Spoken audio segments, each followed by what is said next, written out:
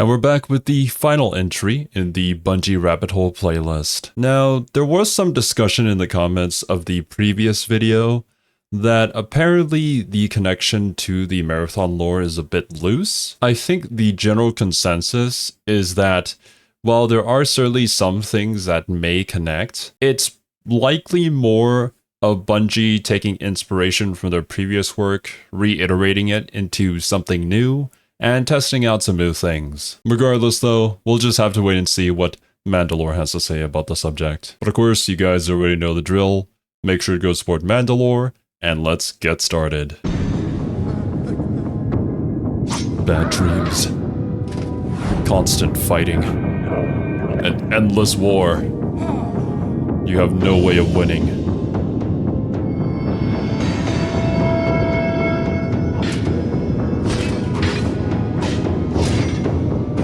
Wait.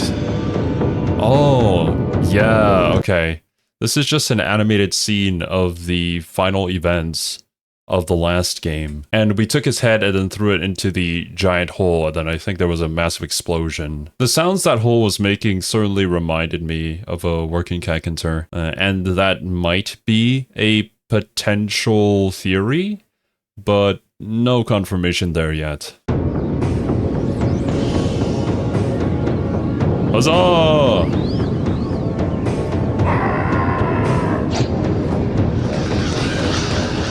Nice try, dude.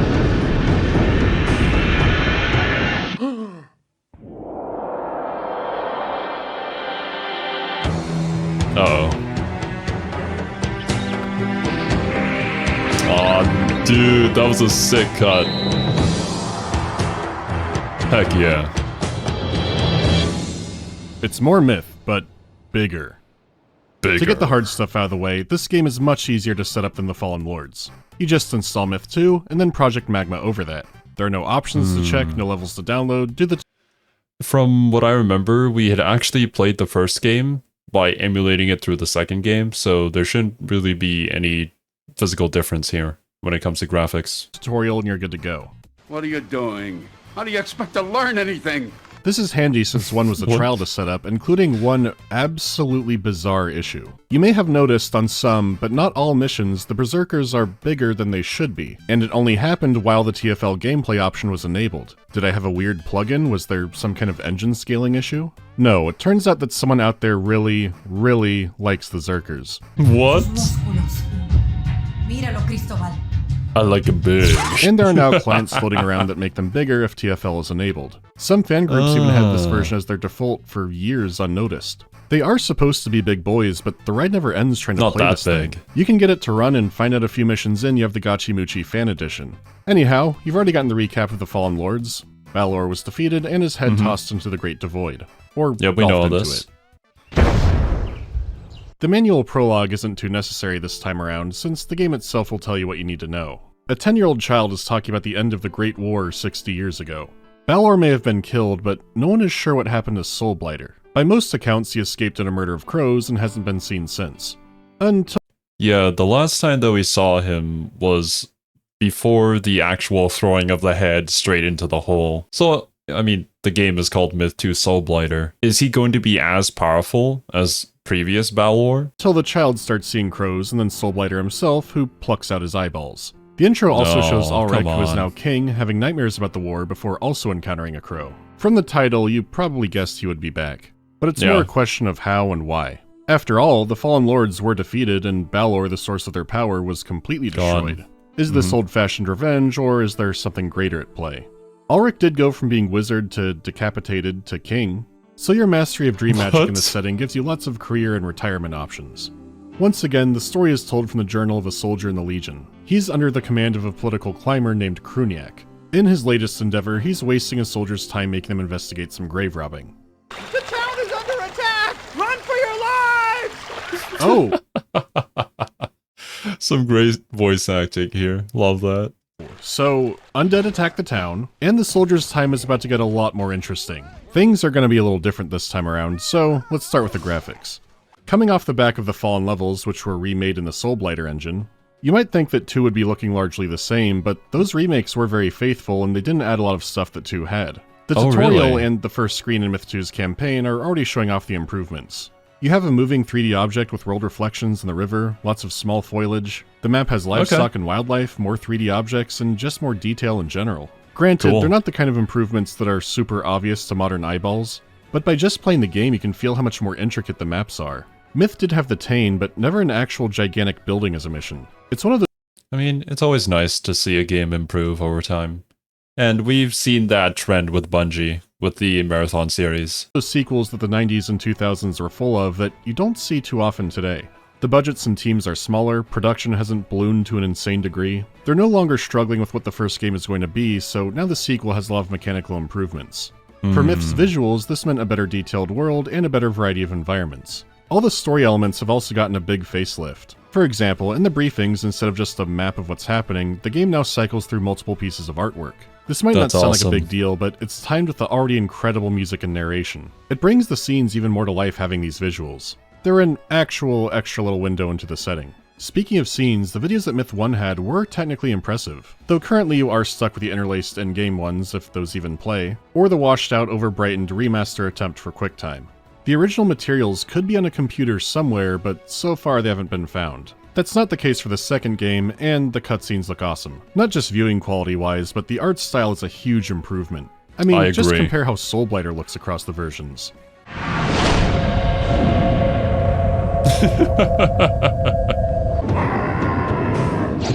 Yeah, just much more detailed. Considering the material, even some Less developers cartoony. weren't satisfied with how the Myth 1 cutscenes. Whenever I see the animation style, it makes me think of a certain anime. I can picture it in my mind, but I don't remember what the name is. Regardless though, I do agree on all these points. The animation style has certainly improved. Turned out. So for 2, the animation was outsourced to a Japanese company, Anime International. Instead Okay, that makes a lot of sense why it reminds me of anime. of Disney, it now reminds me more of 97 Berserk. And if you're tickling that part of my brain, you're automatically getting points. Though I think You know, that might be it. That might be what I was thinking of. I read the manga for Berserk and haven't really seen much of the older anime. I think I saw it through like a reaction or something. But yeah, now I can definitely see that. the only thing I've seen from the company is Blue Gender, which I never thought I'd bring that up in Blue one of these Gender? videos. If you like mechs murdering nightmare bugs, you might like it. It's been a long time, but wow, I never imagined a Myth connection. Still, Okay, I will say I have heard of that. I know nothing about it. there have been good visual improvements all around. It's not a complete overhaul, and it didn't need to be. The team already did a great job with appealing character designs and smart use of color. They didn't try to fix what wasn't broken, and instead added on to it. The landscape is richer, the animation is smoother, and it can be harder to notice or appreciate nowadays, especially if you are using the fallen levels for Myth 1. Isn't it such a refreshing thing to go back in time and see when development was kind of centered around making the game a better game and more fun for your audience to play, rather than creating convoluted systems in order to insert a monetization system that fixes that problem? Wow. Imagine making a fun game. The sound design is in a similar spot. Ambient sounds are improved and have more variety, but there still won't be any music in the missions themselves. What The is he voice doing? acting is also about the same freaking out. quality, both in highs and lows. Though to their credit, there is noticeably more in-game, which does make the setting feel that little bit more alive. Well, you Okay. must be saving up for a reason, huh? Yep. Yup. I've had my eye on a turnip for quite a while now. A turnip? A turtle. Well, not just any turnip, the world's biggest turnip. This conversation's like something What? straight out of Thief. Once again, the briefings are the highlight. These four guys, I mean, they live in a universe that is incredibly grimdark and lacking in resources. So I guess just getting to eat a turnip is a good thing. The world's biggest turnip, no less. They're as captivating as ever. When we reached Tallow, Rorik told the mayor he had overheard the brigands speaking of taking corpses to a castle near the town of Braille. Indeed, the locals we encountered on the way said they had seen many wagons filled with bodies being hauled into the keep. The master of this castle is Baron Kildare.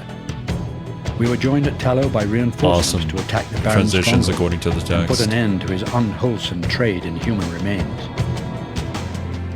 As we hurried back to Willow Creek, Rorik, one of the village leaders, demanded to be taken to see the mayor of Tallow.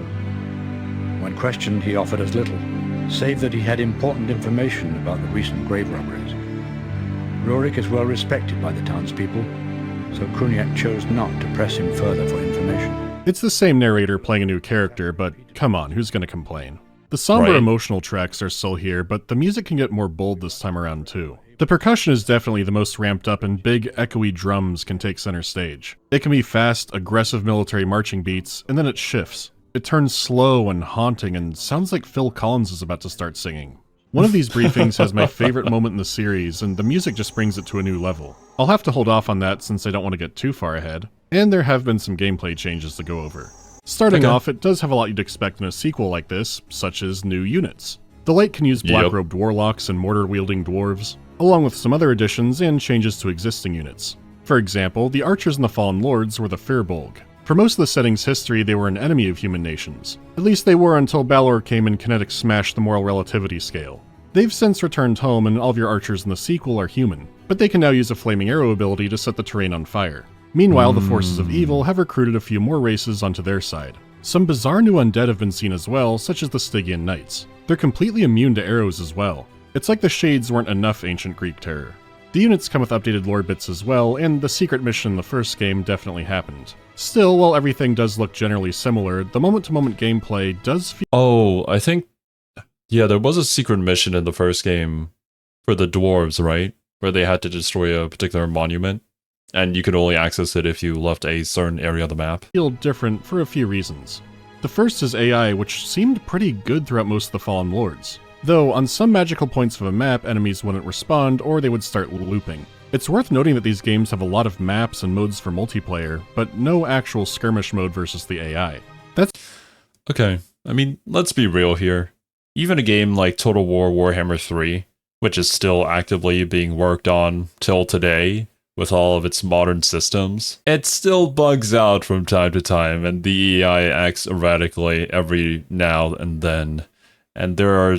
I think with the latest update, they fixed that issue with units just flying into the air in that one Dwarven City settlement battle. But I can only imagine the difficulties of trying to figure all of this out, especially in the earlier games of... earlier years of game development. That's because the real replayability would be in multiplayer. Myth AI isn't how you think of it in most RTS games. Instead, the units are tailor-scripted for the mission and where they are in the level. If you experiment, you can find areas where the enemy will run back to their designated point. You can cheese it at points, but it's what makes the campaign play so much more reactively compared to a lot of its peers. The designers knew exactly what units you in the dark would have and where you would be on the map. The AI can't fully take the wheel on its own, but for a campaign, it's great. And 2 added more variables and reactions into that mix. Chickens, attack! However, the most immediately noticeable change starting the game is accuracy. In the first mission, a dwarf feels kind of reliable. Nice. It still relies on the physics, and especially elevation, and making your troops veterans is still always helpful, but it feels infinitely less frustrating this time around. The dwarf— Okay, good. Yeah, I guess a lot of players complained about that, and I'd be incredibly frustrated too. It was a little bit much having them be so inaccurate and so inept. Although, you know, maybe realistic? I don't know. Explosions feel better controlled, and you can take some risks at close range. Now, you can absolutely still vaporize your own guys by accident. A chance of a whiff is still in play, and sometimes making an attack is just a bad call. But you don't have the frustration of constantly exploding yourself like the first game, even if you put yourself in a good position. Not feeling as compelled to save scum is good, and it gave me options I would have never tried to pull off in the Fallen Lords. That's not to say the game is easy, because some of these missions are still hard as hell. One has you return to Covenant to retrieve the Total Codex from the rebuilt Great Library. This one can be a doozy on normal, but man. The Library on Legendary is a sadistic mission. The game hasn't been dumbed down, there are still plenty of spankings that await you, though the campaign comes across as an overall more fair challenge. The difficulty settings still scale everything the same way, except for one mission. On normal, you'll find a bald hilltop for your troops to fight from, but on Legendary, it's covered in trees and not really viable.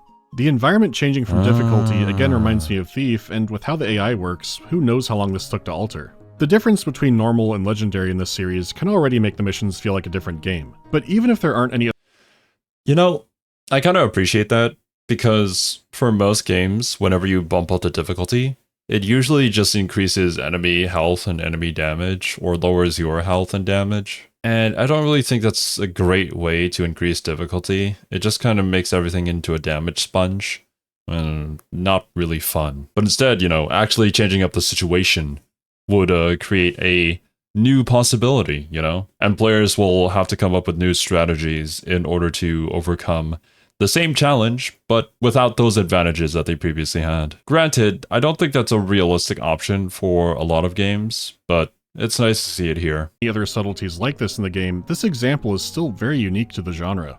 Usually you would expect more and deadlier enemy units, which this game does too. Yeah. Or just have the AI cheat beyond all belief. So it's cool to see some experimenting on top of what was already a lot of innovation. The workload for that kind of feature does mean it not catching on made sense, but the ambition on display, even with a little thing like that, keeps surprising and impressing me. Anyhow, formations are snappier, how groups of units basically what I said, but just put way more eloquently. Engage feels a little different, but these are the highlights to see in the campaign. I should get on that, but was there anything I forgot? Oh yeah! Fun fact about this game that some people confuse with the Fallen Lords. When Myth 2 was on the way to stores, a third-party translator found a major bug in the installer. If the game was installed somewhere other than the default path and then uninstalled, it could delete folders and files around it. This was discovered when Soulblighter wiped out the entire drive. Rather than just putting out a warning in a patch online, they flat out recalled the game. It was expensive, a logistics nightmare, and during December. Realistically, they could have gotten away with the announcement option, but the man behind the decision said it was expensive, but the right thing to do. It's a level of integrity that you just cannot imagine from the AAA space nowadays. Exactly, right? They'd be like, yeah, no, screw them. I mean, they already bought it with their money, and we gotta release the game on schedule. Honestly, just for that, just massive props. I don't know how Mandalore found out about this, but good that he mentioned it. I think there was actually a Warhammer 40k game with a very similar situation, but of course they didn't recall it. It was Space Hulk Deathwing, right? I think that released on Christmas or before Christmas, and everybody went on holiday, but the game released early when it wasn't really in a finished state, so it was just really, really bad. Afterwards, they kind of fixed it up and it made it an okay game, but that first impression is really, really important, and everybody's moods were kind of soured by it. I think that's what went on. I'm pretty sure it was Space Hulk Deathwing. If someone now asked their boss to delay a game due to a major but niche issue with the uninstaller, they'd probably try to fax that employee a low-tier god gift since they're not quite sure how their own cell phone works. There's a good chunk of people who thought that story was about the first game, but no, it's Soulblighter. Speaking of, I'm getting into the campaign now, so spoilers from here on out. See, a town being attacked by the undead is alarming, but not catastrophic. There were other necromancers in the setting's history, like the Watcher. Balor was just on another level with the practice. Kruniak's investigating also reveals that some local bandits have been taking villagers away to a nearby graveyard. It could all be the work of a minor second session D&D boss. The area can be ominous, but there's no sign of any warlord. Only some prisoners. But even after clearing the graveyard, the attacks are still coming. So one of the villagers leads you to the nearby town of Tallow to consult their mayor. If the villager doesn't make it, you'll be even more reminded of the 90s. Rorik has been killed. You bastards.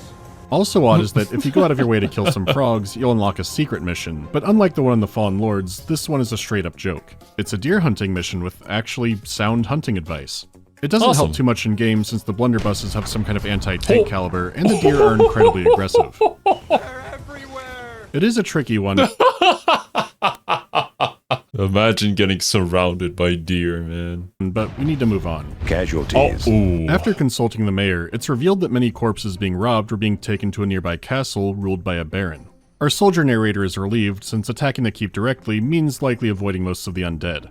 It is ironic that Kruniak is meeting politicians and shaking hands, but in a very different way than what he imagined. This mission in particular shows off a lot of the Myth 2 improvements. There are functional gates, and a moving 3D drawbridge that you'll need to cross in order to enter the keep, which is done using a dwarf infiltrator who arrives, all during the same mission.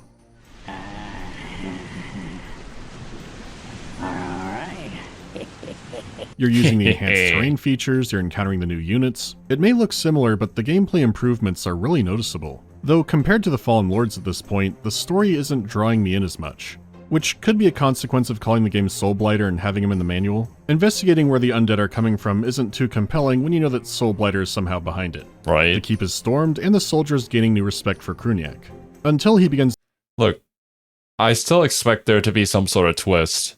This is Bungie that we're talking about. While the solution may seem obvious at first, it never is. To strangle one of the prisoners to the brink of death. But this turns out to not be from rage, it shakes the prisoner out of some kind of enchantment. It's possible the Baron is bewitched too, but we don't have time to reason with him, we'll have to use sword logic. The prisoner reveals his escape routes, and now they're no good. The keep is won, right as messengers arrive to say that every town outside of it has been completely destroyed. Every village you've helped so far has been wiped off the earth by an ocean of undead. All that Kruniak can do is order the keep destroyed to avoid capture, and then sound a general retreat. It's clear the Baron was only one of many suppliers of undead, and he might not have been doing it willingly. With those numbers, it's obvious the Dark are back. Kruniak is dead. Our Sergeant Garrick says he saw the commander and half of the color guard running like hell back through the lines, ordering a general retreat. When Garrick caught up with him, Kruniak collapsed. He had been holding his guts in with his shield. Kruniak's last words were of the bravery of the color guard, who had given their lives trying to save him, even as Soulblighter had delivered the killing blow. Soulblighter. It is in that System Shock 2 wheelhouse where I wish the aspects around the game weren't undercutting some of its reveals. It doesn't stop the death of Kruniak from being sad and also very human. The narrator had him written off as just being a career guy, but in a time of crisis he rose to the challenge and continued until he died heroically. His last words were passing on how brave the other men had been. He wasn't a chosen one or someone who rose up to become a powerful legendary figure, he was just some guy. It's a kind of understated heroism that's more true to real life. Heroes I love it when a story has a character who isn't overpowered or doesn't have some sort of super ability, and yet they do things that only deserve respect and admiration. True heroism, you know? And I wouldn't mind playing a video game where, you know, I'm not like the divine chosen one of the gods. Just some dude, some mercenary, trying their best to make the world a better place with whatever power that you have. Are generally made in moments and not born as them. It's a kind of grounding that fantasy stories especially can have trouble keeping. Kruniak is dead by Soulblighter's hands, but he had a familiar journal among his belongings, which the narrator reads up on. With King Ulrich being the only surviving member of the Nine, he's all you can run off to in the city of Madrigal. Actually, back on that point about heroes, probably one of the best examples that I can think of right now is Lord of the Rings. Like, both Bilbo and Frodo, they weren't extremely overpowered. I mean, sure, maybe they had some friends who were kind of overpowered, but they were just hobbits. And even those hobbits were able to do that much to change the world, and it's such a good story. Such good movies. I don't think we'll ever get movies as good as those ever again. Ulrich believes that Soulblighter's seeking out the Summoner, which the old narrator briefly learned about in the first game. He's the one that the Total Codex prophesized would bring back the Mircridia. The Mircridia? Oh, no. Oh, fuck. Yeah. I mean, Balor was Live Leak Sauron, and even he hated thinking about them. Soulblighter wouldn't dream of trying this if he was still alive. What is the plan here? Is he stupid? Well, the 7th Legion is sent to the library to check out the Total Codex and slow down Soulblighter's progress, with all the joy that comes with that. Weeks pass and Soulblighter has ravaged hundreds of miles, destroying several major cities.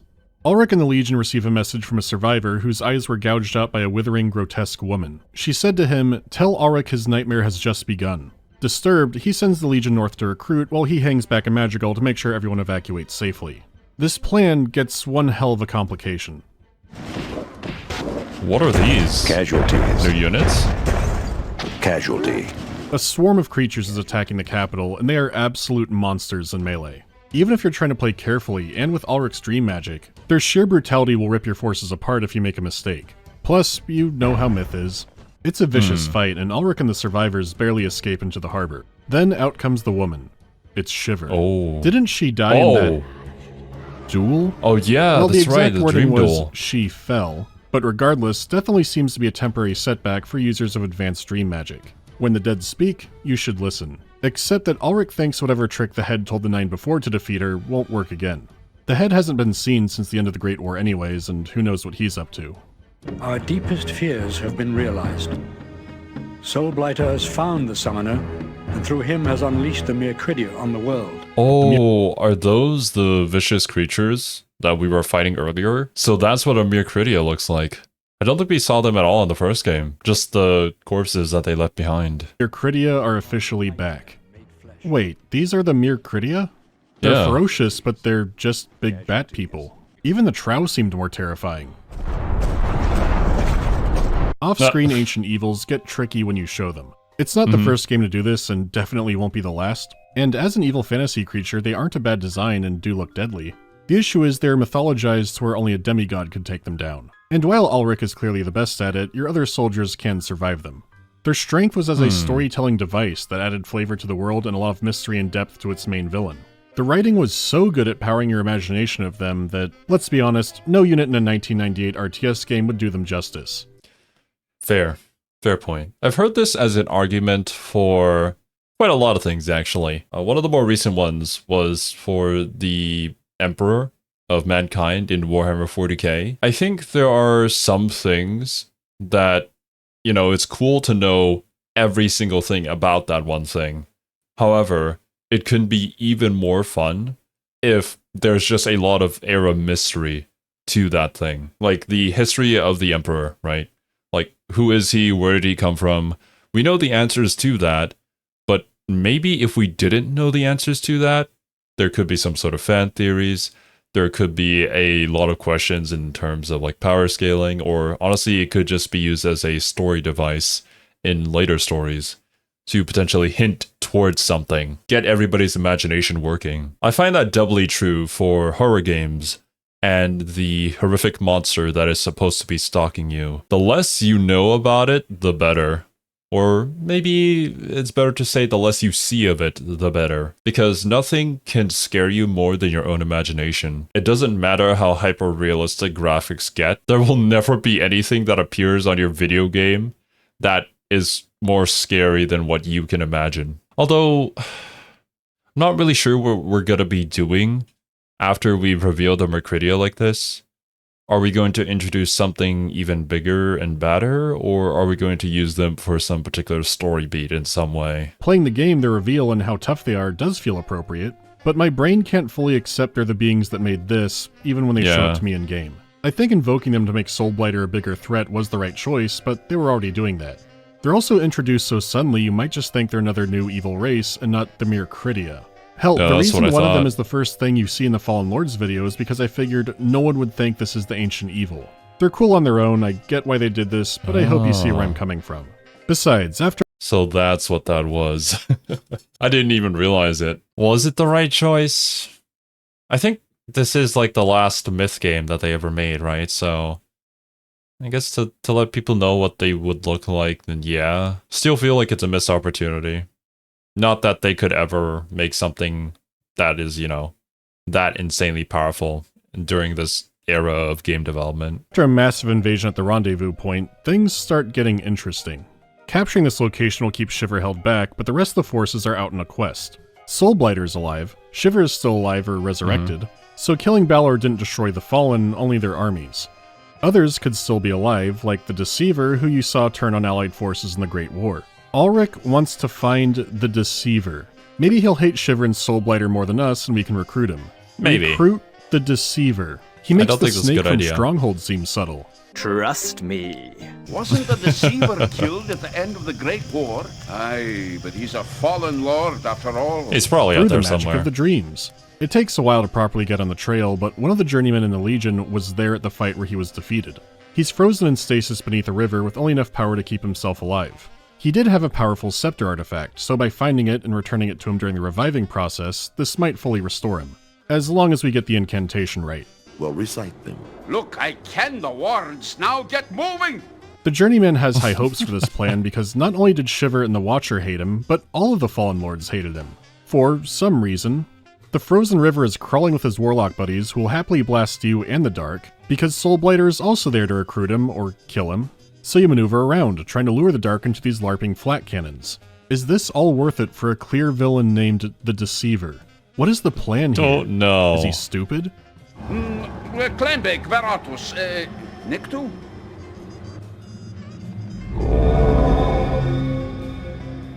Oh.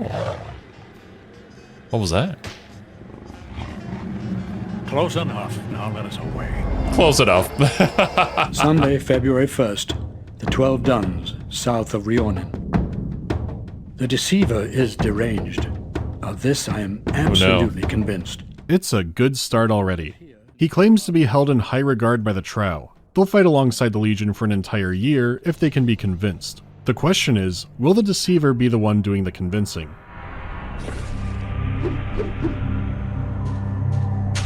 No, we're gonna play Life or Death Capture the Flag.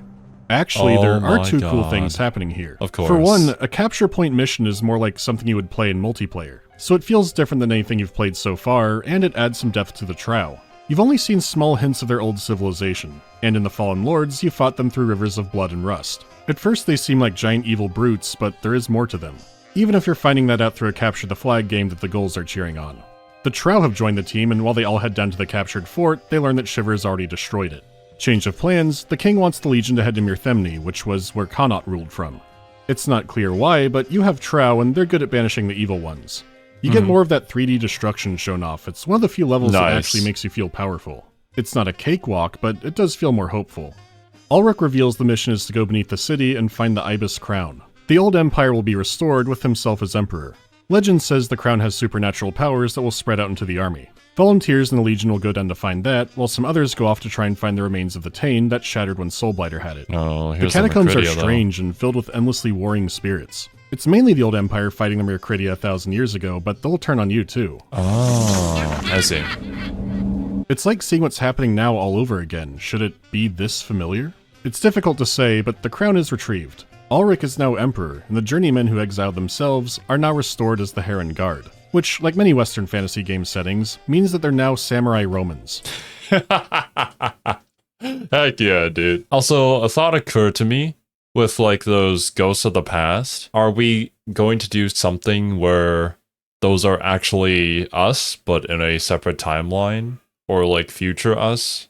Trying to warn ourselves or something like that? I don't trust these devs with funky timelines in their video games, so I'm probably wrong here. Just in time, too, since the Mircridia came to crash the coronation, including bringing the big Mircridia. Just like that, the Trow are no longer your ace in the hole. You have to use all of your brain again. The Deceiver and the other part of the Legion are still on the search for the Tane. Ulrich believes that Soulblighter still has a tiny fragment where he's hiding the Summoner who's spawning Mircridia. The Deceiver says he can feel a different shard calling to him. Since they're linked through pocket dimension nonsense, he believes he can lead the troops through it and kill the Summoner. True to his name, and as you've seen before, the Deceiver can turn enemy forces onto his side. It can still be a rough march through burnt-out hills, but the Deceiver was adamant that he could get into the Tane. You find it, and true to his word, he leads you through. Even being able to mind control the Mircridia. True to his word. At some point, this guy's gonna turn on us. He's literally called the Deceiver. There's no way, man. Or maybe the subversion is that he is actually good and helps us. But I wouldn't count on it. It's still an oppressive fight. Plus, all the old safeguards are still there. Luckily, the Deceiver finds an item that lets him absorb all the lightning. Past that, heal up your forces, and there he is. The Summoner. You dare threaten me? Here? Okay then. The Summoner's That's a pain it? in the ass to fight. Beyond teleporting more bat people in, he'll teleport your guys outside the lightning traps. God's sake. Then you come back down and... Oh, fuck you and your And then he sparkles. teleports you. You've got to wrangle the little freak and... Oh, finally. Man, that explosion was risky. Thank goodness. So, no more Summoner. You were certainly no Kurgan. Myth games do leave some things open, but the Summoner has always felt odd. The Codex prophesies that one day a man will resurrect the Mircridia, and there he is, and now he's dead.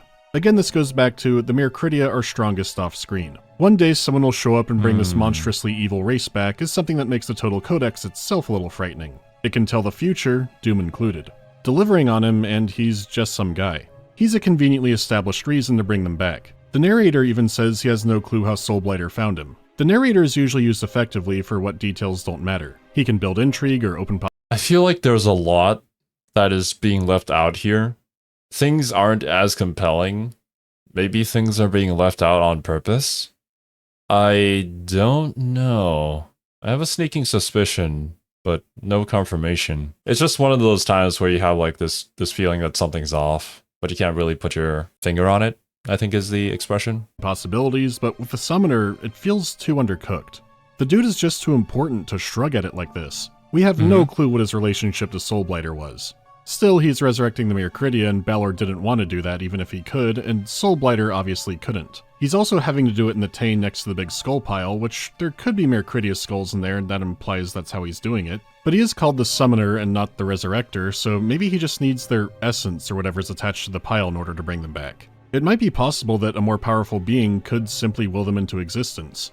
But enough of that for now. The Deceiver teleports you out, and directly into Soulblighter's camp. The narrator realizes he's done this of his own volition and it might get them all killed. The Emperor won't come save them, he doesn't even know where they are. Everyone, including the Deceiver, are captured. The other prisoners say that Shiver has completely destroyed the Western lands. Now they're all imprisoned and tortured by a shade named Fellet.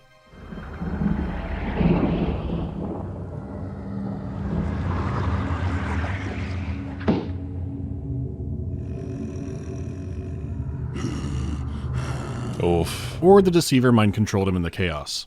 It's a massive prison break, with the prisoners having to help out each other and then free the Deceiver who has his own special containment chamber. By now you should understand no whack-ass crystal prison can hold this man. But this group can't take Soulblighter in combat. And by what clever ruse will you defeat me, Mairdred?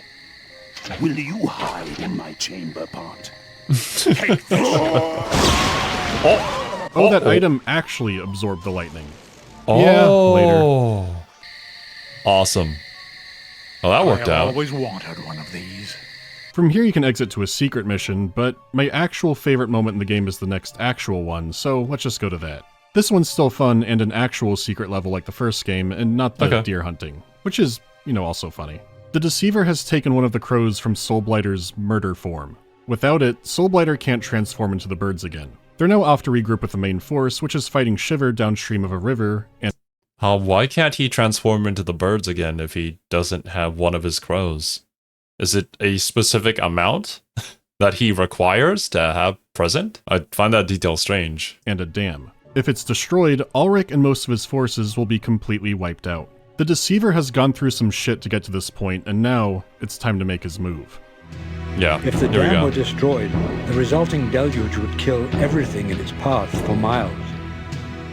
Upon hearing this, the Deceiver shook his head, his face twisting in anger.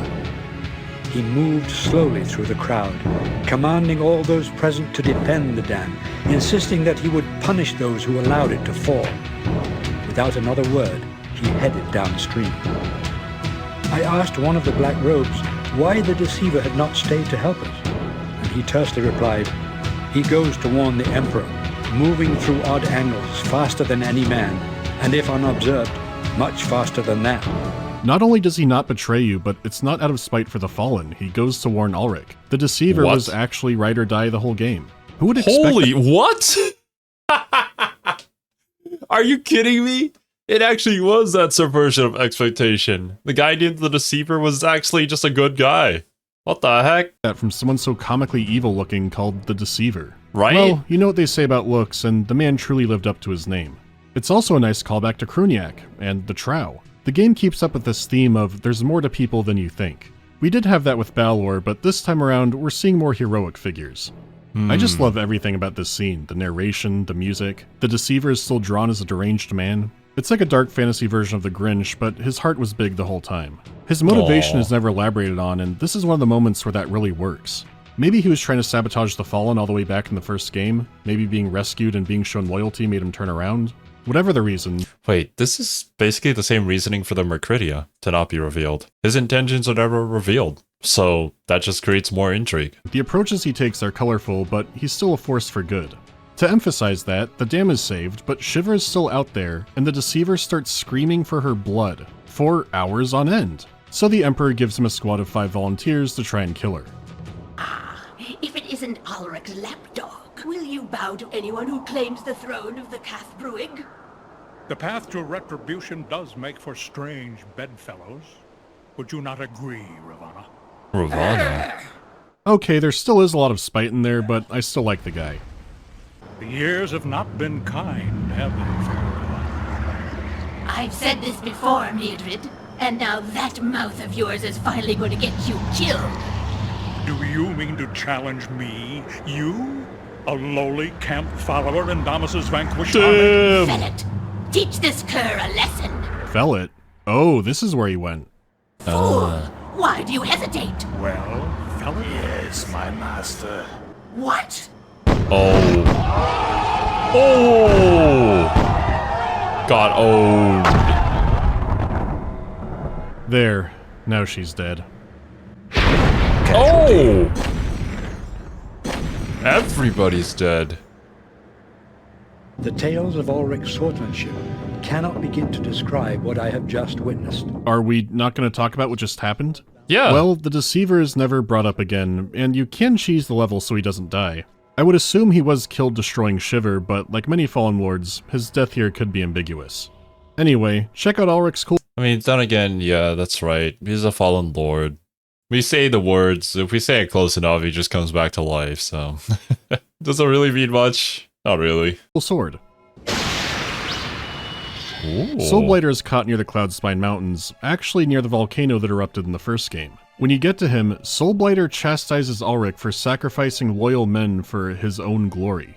What? Do you know of loyalty? The way you say it is only a word. You will never succeed. You will never stop me.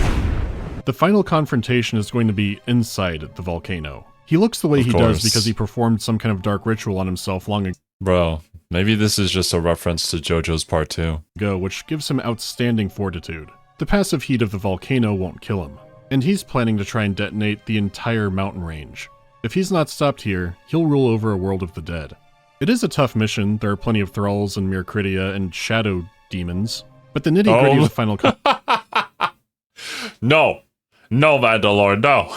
Stop it! But it was pretty insane how those shadow demons from Pathways into Darkness connected to the aliens that we see in Marathon. That reveal kind of blew my mind, how all those characters, all those creatures were kind of just slightly transformed. And it all makes sense, lore-wise too. It's not just, you know, let's reuse the same concept again. confrontation is in a dream duel, so you don't really get to see that.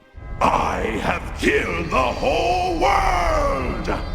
You are mistaken, Soulblighter. You have only killed yourself. Ooh. You cover him while he hacks his brain, and that's the campaign. Be gone! Oh, and he falls into the lava. Like the ring. Or like Golem.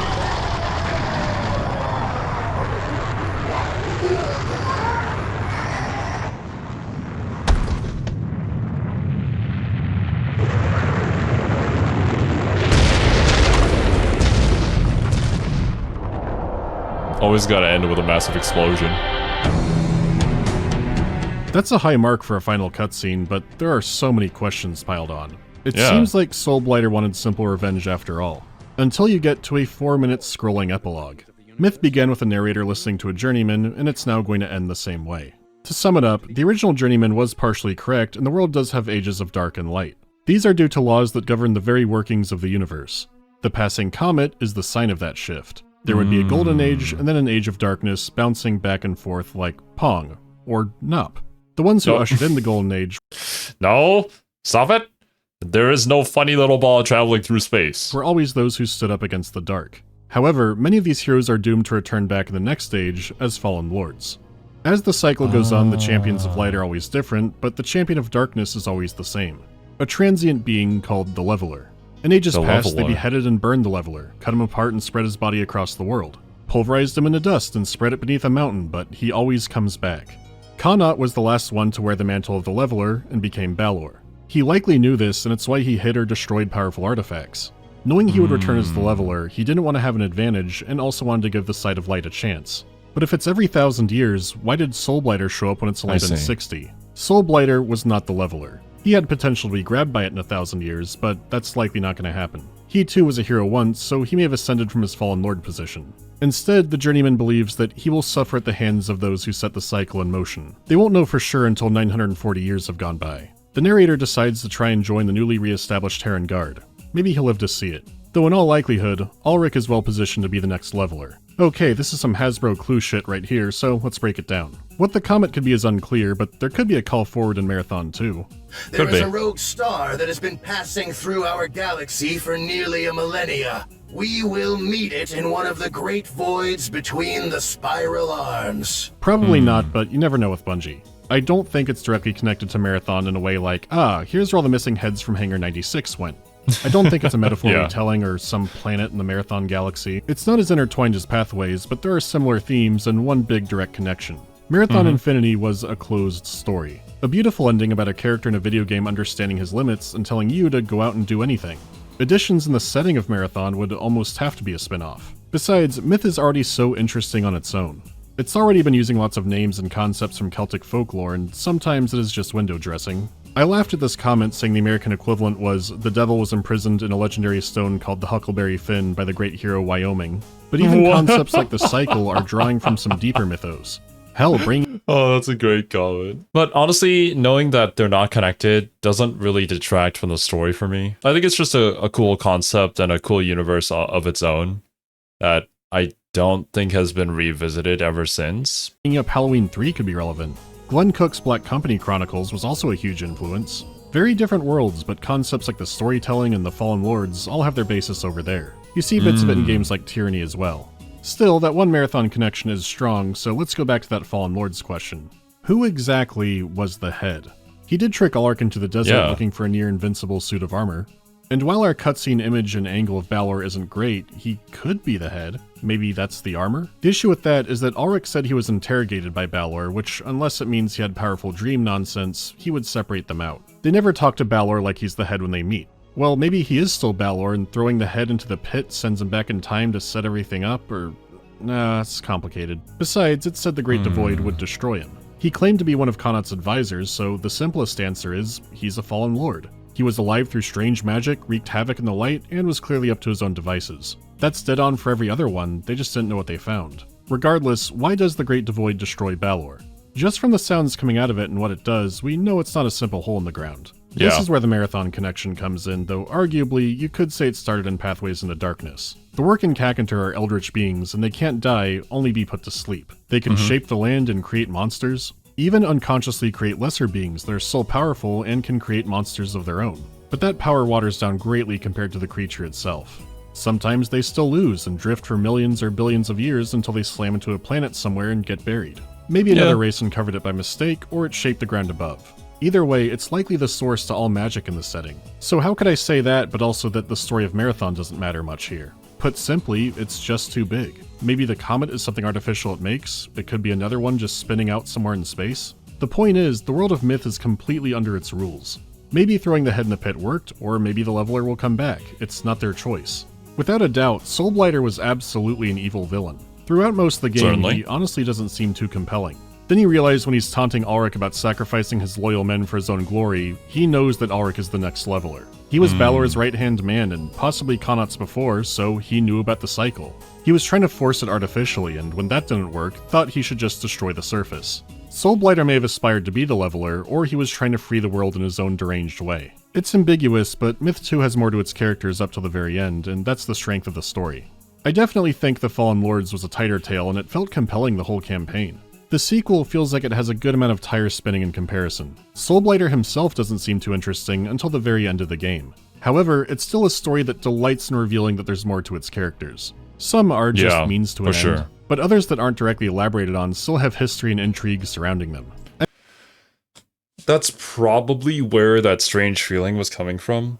Like, ultimately, if you look at it objectively, it's a tighter story, but the reveals happen so much later, and it kind of requires the player to have enough curiosity and motivation to continue through the campaign in order to get to those payoffs. Maybe it's just me, and I'm so used to stories having like small little things and then payoffs immediately, and then introducing another thing to then have a payoff later on. In these kind of cases, you have to put your faith in your audience to hope that they get through it in order to really experience what the story was meant to be and what it's about. That being said, just having the Deceiver join us is probably setting off alarms in your head, and maybe that in and of itself to see when he's going to deceive you or backstab you is enough to get you through the game. Because that was I was expecting the entire time, and yet it never came. And by doing that, he basically did deceive us. What a guy. I mean, hell, it's a series where the forces of evil are called the Dark. But the setting and characters are so compelling that it doesn't matter. A major player in the fate of the world can just be a deadly brain.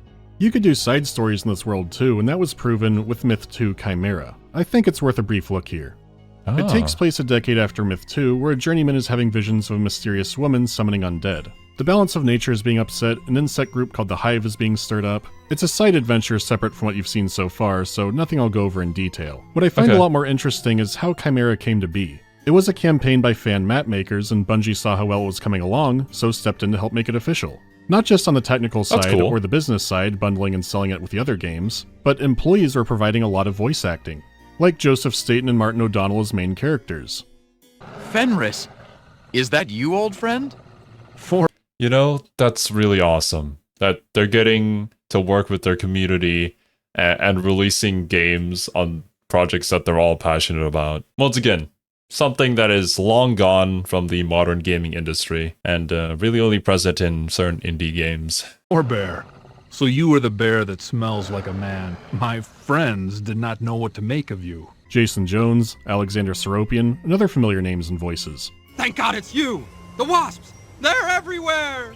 It's neat to see Bungie could be involved with the community at that level. Your story and ideas look good, we'll help polish it up and make it canon. Yeah. You can also tell from the design that this was spearheaded by fans. The levels can be incredible and really show what you can do inside of the engine, but they're also made to thwart myth players, like ambushes that are only triggered by certain kinds of units passing a point. It's a short but difficult campaign that honestly does have a lot of bullshit, yet that's still not a deal breaker because it has some of the most fun and engaging missions in the series, plus the new units, abilities, and additions that any expansion should have. I mean, we've already been over this.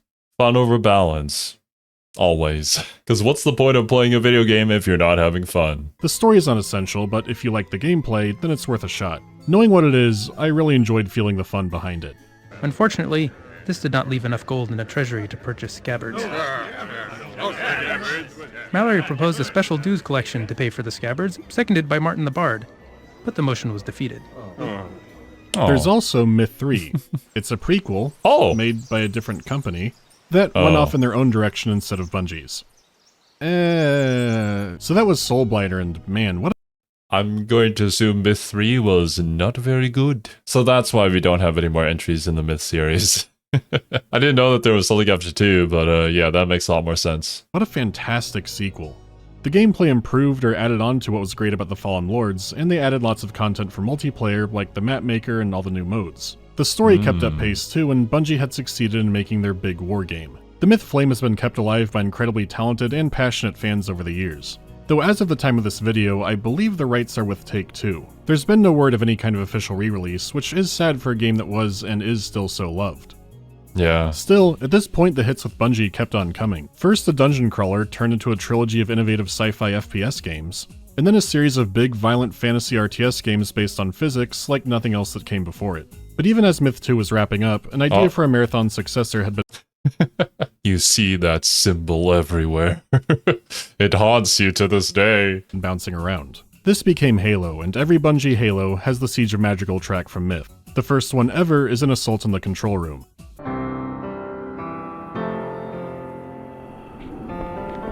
That's fun. You get an achievement called Debut of Madrigal for finding this, but you can get it earlier in the level, by riding the Pelican down a deep, dark pit that slowly fills with fog. I'm not sure why this is, or why it's unmarked, but Halo is full of all kinds of mysteries like that. Security to the bridge! The Master Chief has gone rampant! Take him down, boys! Gone rampant, but I thought only... Uh-oh. Uh-oh. Okay, you know what? Maybe it's just a term to be used for the actual meaning of the word and not actual rampancy with AI or cyborgs. But I mean, come on. We all know that Halo has like more direct connections, or honestly just references. Oh, for Christ's sake, is NOP safe? It's actually just a NOP is ball, not right? safe. It doesn't mean any... Oh, God! Oh, no! Oh, God! Here we go. Now I think I need to learn about Destiny. I'll try and find a video on Destiny lore.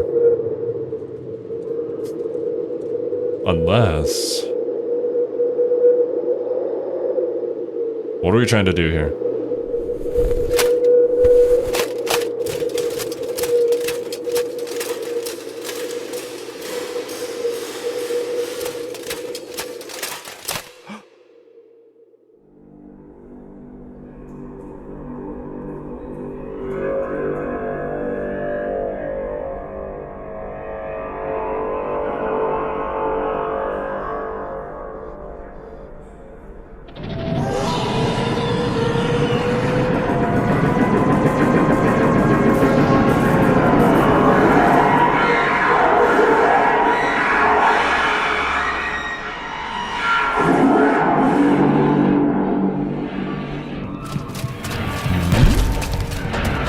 I mean, I'd run too.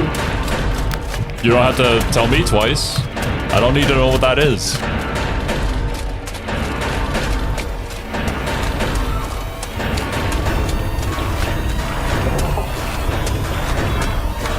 Oh, and the marathon background.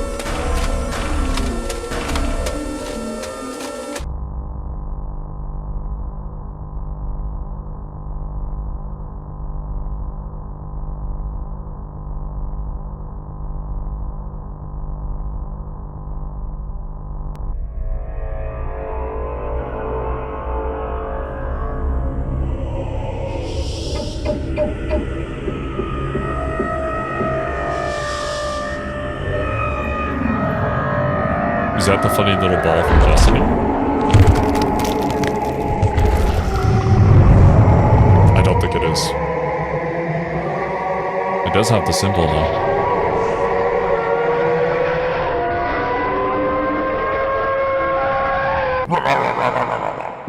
What?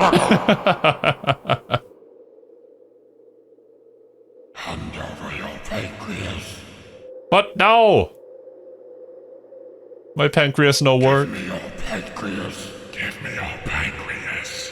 Hand over your pancreas. Give me your pancreas. So they're just bat people? Yes. Then why was Balor scared of their flag? I don't know. Maybe he just hates bats. Thanks for making sure I never see them. You are most welcome. I was wondering who that was sitting next to the kid. It's fucking Soulblighter. Wow! Thanks, Soulblighter, for making me blind. No problemo, kid. Welcome, boy. Oh, man. That art and animation at the end was fantastic. Shout out to everybody who helped make this possible.